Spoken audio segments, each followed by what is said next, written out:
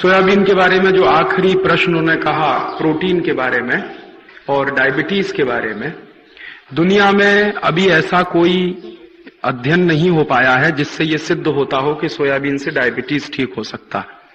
Soybean से diabetes ठीक होने की बात कुछ वैज्ञानिक कहते हैं, लेकिन अभी कुछ सिद्ध नहीं हुआ है और इसलिए दवा के स्वरूप में और मेडिसिन के रूप में अभी तक दुनिया में कहीं कोई उपलब्ध नहीं है।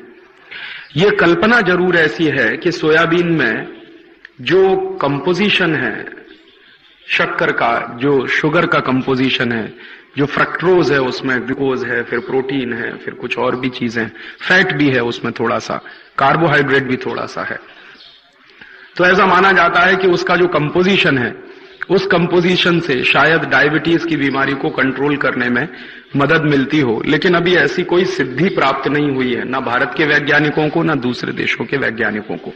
ये चर्चा चल रही है, पुस्तकों में चर्चा है, पत्रिकाओं में चर्चा है, अखबारों में चर्चा है, लेकिन सिद्ध नहीं हो पाया है।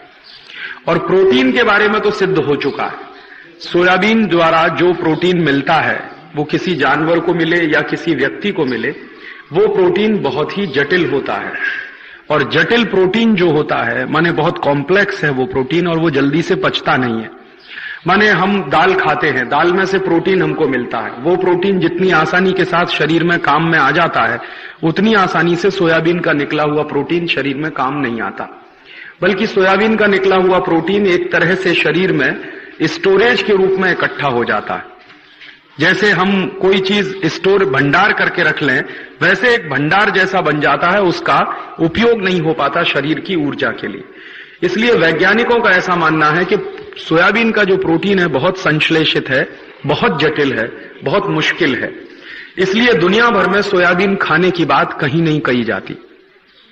अमेरिका में लोग कभी भी सोयाबीन नहीं खाते, यूरोप में कभी भी लोग सोयाबीन नहीं खाते। मैंने आपको कल उदाहरण दिया था कि यूरोप में सोयाबीन खाया जाता है, सिर्फ जानवरों को खिलाया जाता है, और खासकर जानवरों में भी गाय को कभी नहीं खिलाया जाता, क्योंकि गाय को तकलीफ होती है सोयाबीन खाके। यूरोप में सोयाबीन सिर्फ खिलाया जाता है डूकरों को, सुअरों को।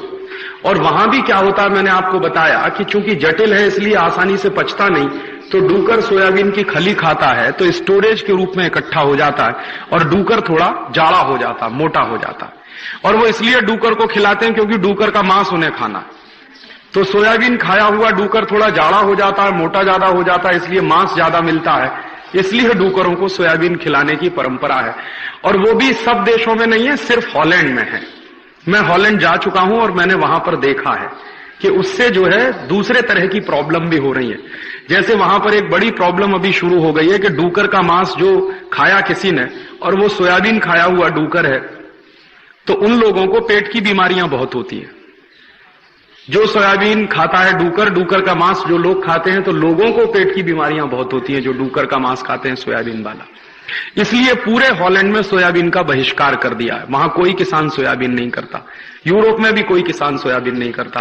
भारत में हॉलैंड की एक कंपनी आई थी, उस कंपनी का नाम है सीजवॉन वीवी।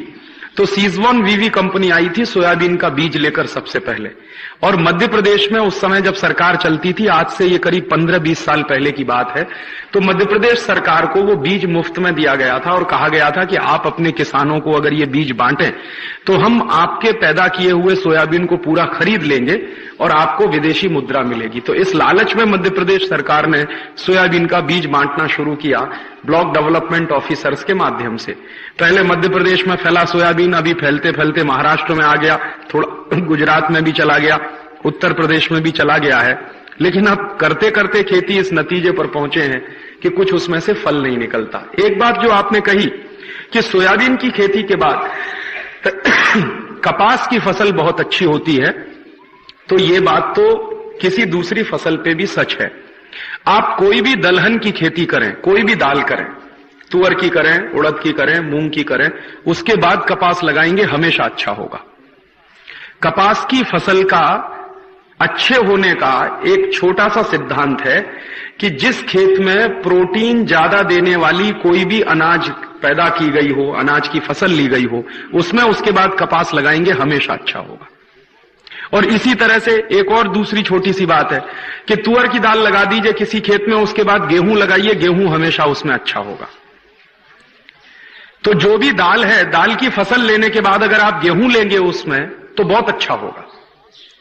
और ऐसे ही कपास की फसल अच्छी लेनी है तो पहले उस खेत में अगर दाल लगा देंगे आप, तो दाल के बाद कपास लगाएंगे तो हमेशा, कोई भी दाल लगाइए, मूंग की लगा दीजिए, उड़द की लगा दीजिए, तुअर की लगा दीजिए, किसी भी किस्म की दाल लगा दीजिए जिसमें प्रोटीन की मात्रा ज्यादा होती हो, तो हमेशा कपास की फसल अच्छी होगी।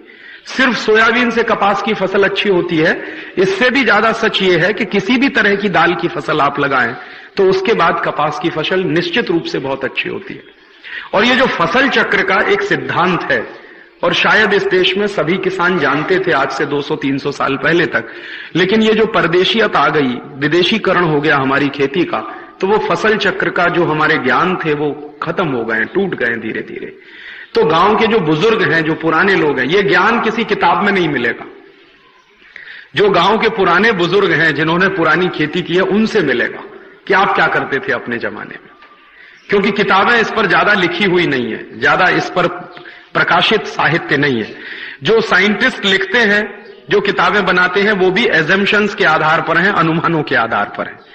तो उसका ज्यादा वैज्ञानिक और तथ्यपूर्ण जानकारी सीधे गांव में ही मिल सकती है। तो मेरा एक छोटा सा निवेदन है, अगर आप लोग कर सकें, इसी में मुझे याद आ गया कि हर गांव में इस तरह की फसल की जो व्यवस्था होती रही पिछले कई वर्षों से, उसके बारे में कुछ लिखित काम शुरू कर दिया जाए। जैसे मुझे दिगरस गांव में, दिगरस गांव में 10 तरह की फसलें होती हैं या 50 तरह की फसलें होती हैं। तो पिछले 50 साल में इनमें क्या बदलाव आया है? 50 साल पहले ये फसलें किस तरह की, 50 साल के बाद किस तरह की फसलों का प्रतिनिधित्व ज्यादा हो गया है, किस तरह की फसलों का परसेंटेज बढ़ गया है।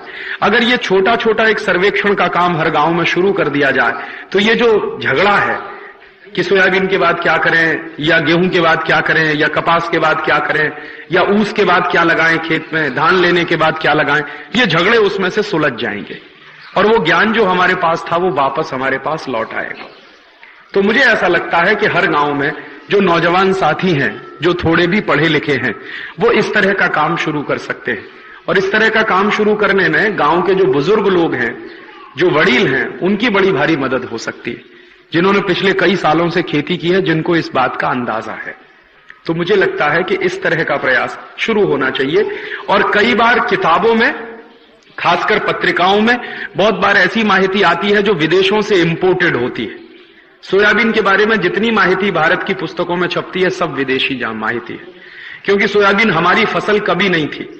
ये हिंदुस्तान में 20-25 साल पहले कोई जानता भी नहीं था कि सोयाबीन क्या होता है। ये पूरी तरह से इंपोर्टेड फसल है और इंपोर्टेड कृषि का ये जो है पद्धति है सोयाबीन पैदा करने की।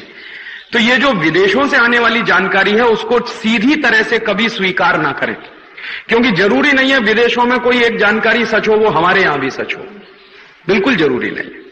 हो सकता है वहां बहुत गलत हो और आपके यहां सच हो जाए, हो सकता है वहां सच हो, आपके यहां गलत हो जाए, क्योंकि फसल चक्र जो होता है वो मौसम के हिसाब से बनता है। और फसल की किसी भी स्थान पर उत्पादन की जो शक्ति होती है वो वहां की स्थानीय मिट्टी और जलवायु के आधार पर बहुत निर्भर करती है। तो हॉलैंड के लिए कोई बात एक सच हो सकती है, वो भारत के लिए सच नहीं होगी। हॉलैंड का मौसम एक तरह का है, भारत का मौसम दूसरी तरह का। तो सोयाबीन हॉलैंड के लिए बहुत अच्छी फसल मानी जा सकती है, भारत के लिए जरूरी नहीं है कि बहुत अच्छी फसल होगी।